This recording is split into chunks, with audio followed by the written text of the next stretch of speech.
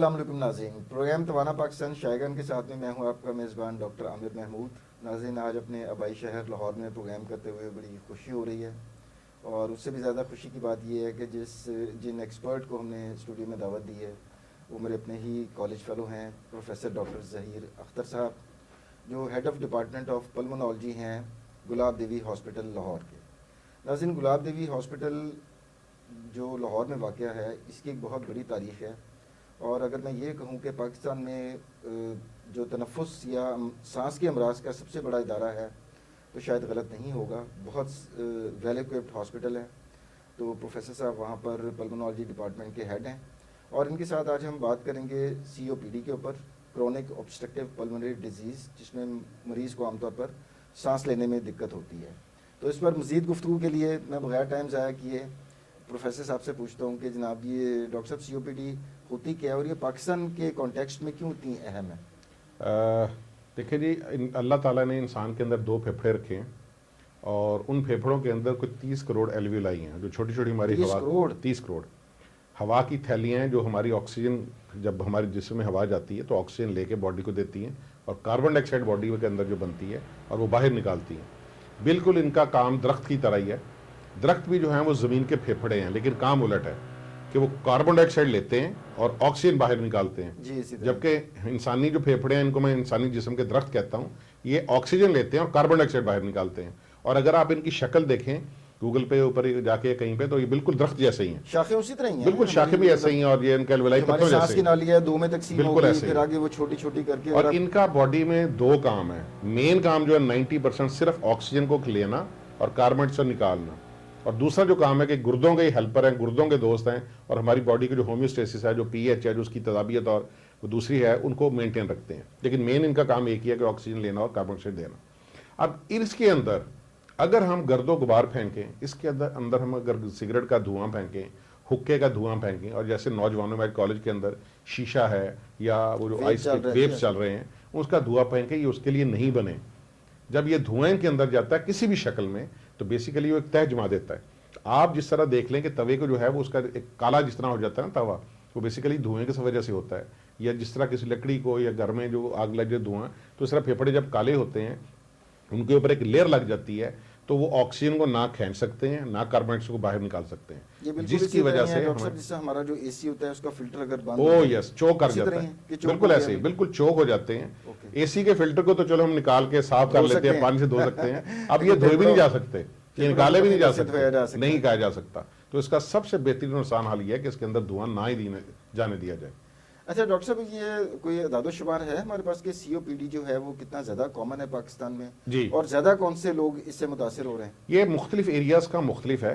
ख़वातीन में हमारे यहाँ पंजाब के अंदर निस्बतन कम है, लेकिन हमारे KP के एरियाज़ या वो जगह जहाँ पे घरों के अंदर, कमरे के अंदर चूल्हा जलाया जाता है और लकड़ी जलाई जाती है और वो फिर धुआं उनके अंदर जा रही है। हमारे देहातों में जहाँ पे भी लकड़ी जलाई जा रही है और उनका धुआं जाता है, उनके अंदर ख़वातीन के अंदर कॉमन है।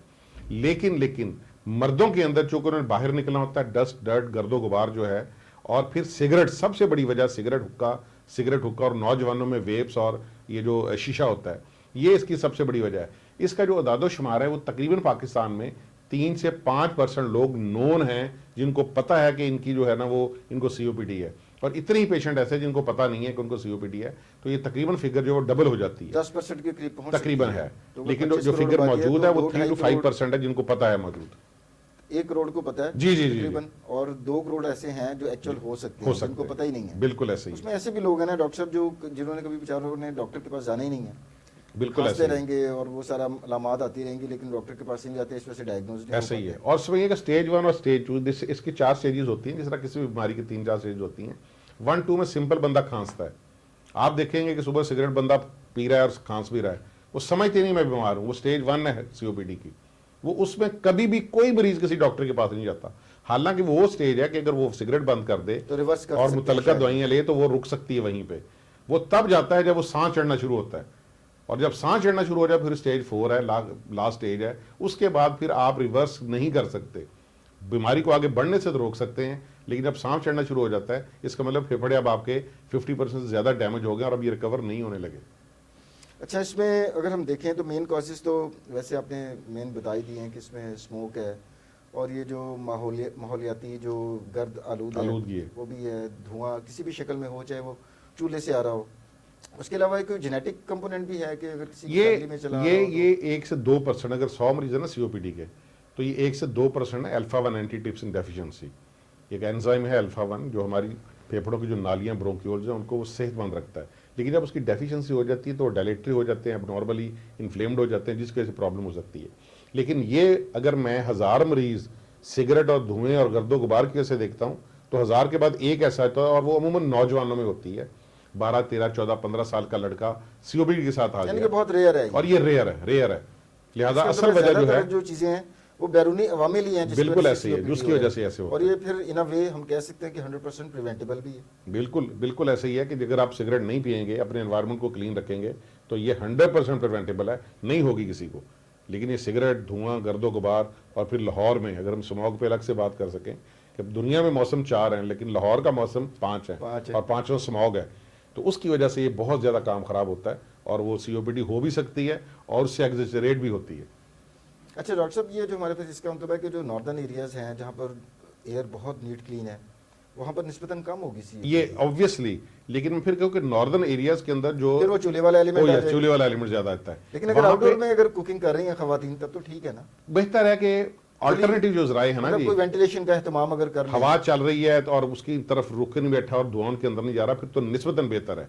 लेकिन हमने देखा कि हमारी एक स्टडी मौजूद है कि 14% खवातीन नॉर्दर्न जो उनके रूरल एरियाज हैं उनके अंदर सीओपीडी मौजूद है, जबकि 14% पंजाब में या बाकी एरियाज में मेल के अंदर भी मौजूद नहीं है। लिहाजा अगर इन चीज़ों को एहतियात की जाए और ऐसे इन्वायरमेंट को क्लियर और क्लीन रखा जाए तो फिर ये चांसेस के काफ़ी कम हो सकते हैं।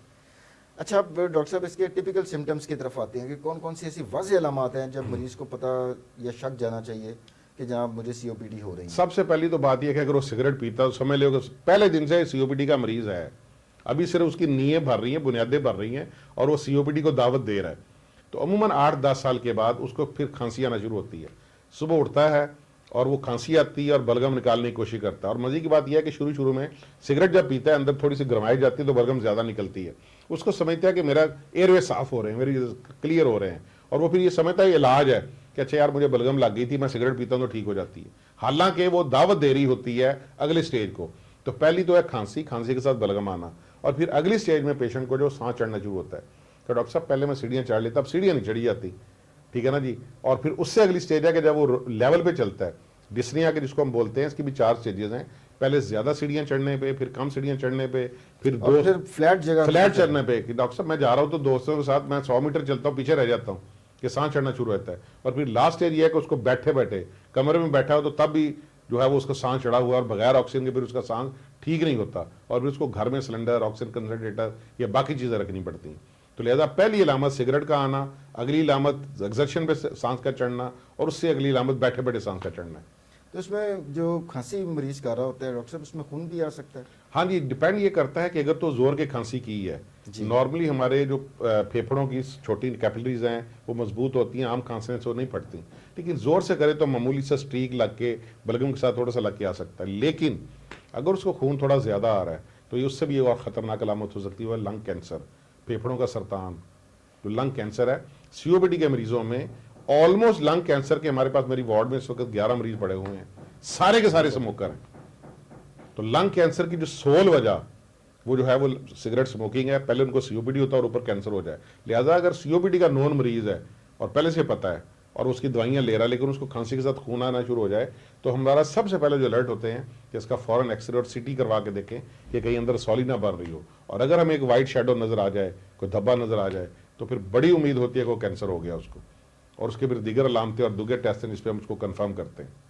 अच्छा डॉक्टर साहब, टीबी भी हमारे मुल्क में काफ़ी आम है। बीइंग एन एक्सपर्ट आप इस पर राय दीजिएगा कि मैंने एक स्टडी पढ़ी थी जिसके मुताबिक कि पाकिस्तान में 6ठा बड़ा मुल्क है जो टीबी से मुतासर है। तो जब इतनी ज़्यादा टीबी भी है और साथ सीओपीडी भी हो जाए तो ये तो फिर सोने पे सुहागा। इसमें और कर लेंगे 5वां और चौथा हो गया, एमडीआर में 5वां और दूसरे में चौथा और ज़्यादा हो गया। ओ यस, मतलब मनफी चीज़ों में हम ऊपर जा रहे हैं, ऊपर जा रहे हैं, रेटिंग हमारी ऊपर जा रही है। तो ये जो है वो हमारा 5वें नंबर के ऊपर जो आ गया है टीबी के अंदर।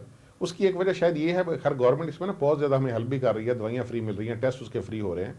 अब टेस्ट फ्री होने से जो है ना डायग्नोस्टिक हर जगह पे अवेलेबल है, तो इस वजह से भी लगता है कि तो इंसिडेंस जब ज़्यादा हो हर गया। जगह पे अवेलेबल तो ऐसा लग रहा है कि इंसिडेंस ज़्यादा हो गया है, तो शायद उसकी वजह ये है।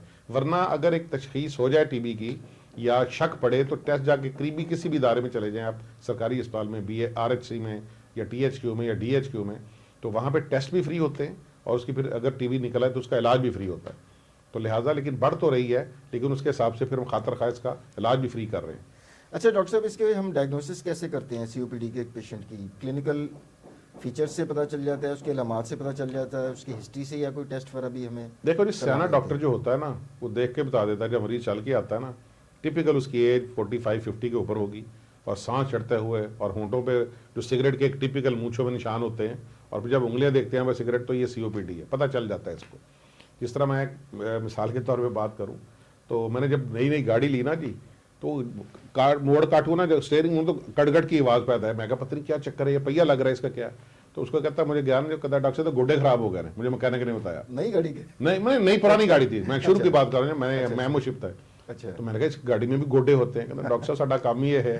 तो अब बात यह है कि अब माशाल्लाह अल्हम्दुलिल्लाह 28 साल हो गए हैं मरीज देख देख के चेस्ट के, तो देख के पता चल जाता है COPD। लेकिन जूनियर डॉक्टर्स के लिए अगर एक ऐसा पेशेंट जो स्मोकर है, 8-10 साल की स्मोकिंग हिस्ट्री है और आपके पास खांसी के साथ आया है या डिस्निया सांस चढ़ने के साथ आया है, तो जिस तरह शुगर में पहला टेस्ट जो होता है ना, ग्लूकोमीटर से आप शुगर चेक करवा लो, तो हमारा पहला टेस्ट इसमें होता है PFT, स्पायरोमीट्री जिसको बोलते हैं। सिंपल एक फूंक मारनी होती है, वो आपके फेफड़ों की पावर बताता है, ग्राफ सामने आ जाता है। अगर तो ऐसे ग्राफ ऊपर करके जाए और ऐसे गोल बने तो वो ठीक है, नॉर्मल है। लेकिन वो छोटा बनता है, पूरा सांस नहीं से निकाल सकता, इतनी थ्रस्ट नहीं है उसमें, इतनी पावर नहीं है, और 6 सेकंड उसने सांस निकालना होता है, वो निकाल ही नहीं सक रहा 6 सेकंड, तो फिर वो उसके हिसाब से वो COPD होती है। और उसमें जो रीडिंग आए तो 1, 2, 3, उसमें फिर ग्रेड हम कर लेते हैं कि माइल्ड है, मॉडरेट है, सीवियर है, वेरी सीवियर है। उसके हिसाब से स्पायरोमीट्री पे हम इसको तशखीस कर लेते हैं। हाँ, हमें हेल्प मिल जाती है एक्सरे के ऊपर भी। सिंपल एक्सरे करें, अगर वो ज़्यादा ब्लैक है पहले की निस्बत, मतलब आम बंदे के ग्रे होता है लेकिन इनका ज़्यादा ब्लैक हो गया, तो वो एम्फीसीमा COPD है। उसके बाद फिर फर्दर CT स्कैन है, कुछ और टेस्ट हैं, लेकिन एक्सरे और स्पायरोमीट्री 100% बता देते हैं कि इसको COPD है। अच्छा डॉक्टर साहब, एक्सरे तो अब पाकिस्तान में कमोबेश हर जगह पर दस्तयाब है, जी। स्पायरोमीट्री भी ऐसा टेस्ट है कि जो इजीली अवेलेबल है? ये जहां पे भी पल्मोनोलॉजी का क्लिनिक है ना, जिस तरह शुगर के मरीज डॉक्टर के पास लाजमी ग्लूकोमीटर होगा, तो जहां पे भी पल्मोनोलॉजी का क्लिनिक, हाँ वो सरकारी अस्पताल है, प्राइवेट है, तो ये सस्ता सा टेस्ट है, सस्ती सी मशीन है, ये वहां पे पड़ा हुआ होता है। और अगर किसी के पास नहीं है तो गुलाब देवी में फ्री कर देंगे हम उसका। और मेरे पास बहुत सारे कंपनी वाले भी आते हैं जो फ्री कर रहे होते हैं, तो वो फ्री हो जाता है वहाँ पे। एक्सीलेंट जी, ये तो बड़ी अच्छी बात है लोगों की सहूलत के लिए। अच्छा डॉक्टर साहब, इससे अगर हम शरह अमवात देखें कि पूरी दुनिया में या पाकिस्तान में कोई दादोशुमार हैं कि खाली COPD की वजह से कितनी अमवात पूरी दुनिया में होती हैं? देखो COPD का स्टेज 4 आ गई ना, बदकिस्मती से हमारे पास बड़े अस्पतालों में या प्रोफेसर मेरे पास स्टेज 1 का मरीज नहीं आता। लोकल दवाई ले लिया, GP के पास खांसी का एंटीबायोटिक ले ली, शरबत ले लिया, ठीक है ना। इसमें सबसे इंपॉर्टेंट बात है कि सिगरेट छोड़े, सिगरेट छोड़े, सिगरेट छोड़े। जब तक सिगरेट पी रहा है ना, तो तब तक वो ठीक नहीं हो सकता।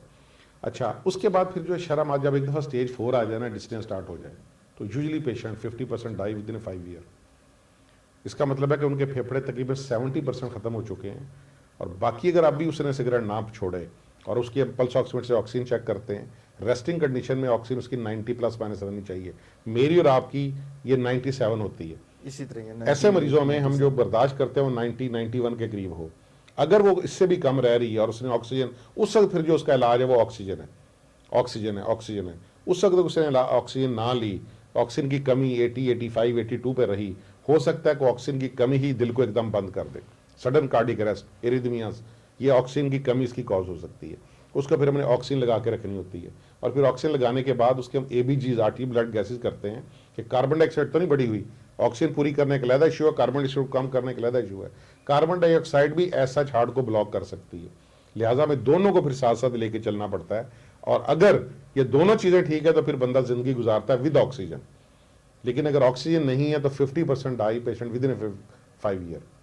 तो ऑक्सीजन के साथ जिंदगी गुजारना तो बड़ा मुश्किल से काम नहीं हो जाता? अच्छा, ये कॉन्सेप्ट भी बड़ा गैस के कोई इनहेलर जिसे दमे मैं देखिए उसका इलाज उससे पहले जो है ना, ऑक्सीजन तो लास्ट स्टेज है जी, उससे पहले इलाज जो है उसके इनहेलर्स हैं, मुख्तलिफ किस्म की कैटेगरीज हैं, ब्रोंकोडायलेटर्स हैं, लाबालामाज हैं, इनहेल कॉर्टिकोस्टेरॉइड्स हैं, 3-4 तरह के इनहेलर हैं।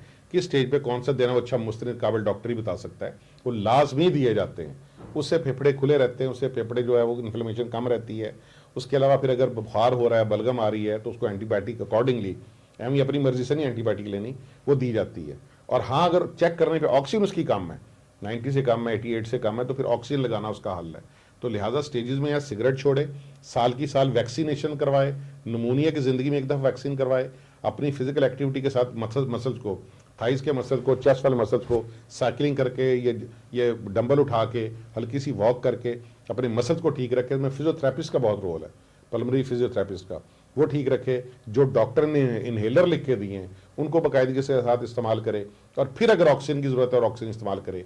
अगर वो इन चीज़ों के साथ रहेगा तो उसकी ज़िंदगी बहुत बहुत बहुत बेहतर कई साल तक कर सकती है।